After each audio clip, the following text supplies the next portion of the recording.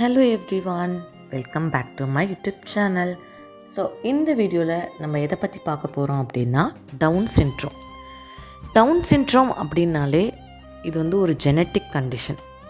So ஒரு குழந்தை பிறக்கும்போது 21 குரோமோசோம்ஸை விட எக்ஸ்ட்ரா ஒரு குரோமோசோம் இருக்குது அப்படின்னா அது டவுன் சிண்ட்ரோம் சில்ட்ரன்ஸாக தான் இருப்பாங்க.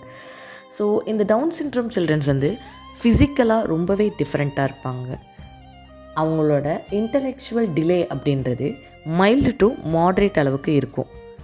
ஸோ இந்த மாதிரியான டவுன் சிண்ட்ரோம் சில்ட்ரன்ஸ் ரொம்பவே ஃப்ரெண்ட்லியான லவ்விங்கான என்விரான்மெண்ட்டை எக்ஸ்பெக்ட் பண்ணுவாங்க.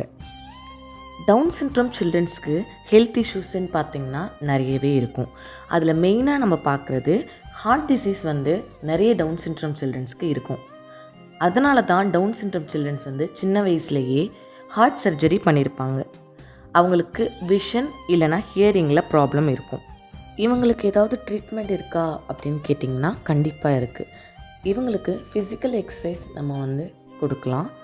அதுக்கப்புறம் தெரப்பி மூலியமாக அவங்களுக்கு நம்ம நிறையவே ஹெல்ப் பண்ணலாம். For example group therapy, speech therapy and occupational therapy கொடுக்கறது மூலயமா அவங்கள நம்ம நார்மல் லைஃப் லீட் பண்ணுறதுக்கு ஹெல்ப் பண்ண முடியும். ஐ ஹோப் இந்த வீடியோ உங்களுக்கு பிடிச்சிருக்குன்னு நினைக்கிறேன். என்னோடய வீடியோ பிடிச்சிருந்தா லைக் பண்ணுங்கள், கமெண்ட் பண்ணுங்கள் நெக்ஸ்ட்டு நான் என்ன வீடியோ போடணும் அப்படின்னு சொல்லிட்டு. தேங்க்யூ.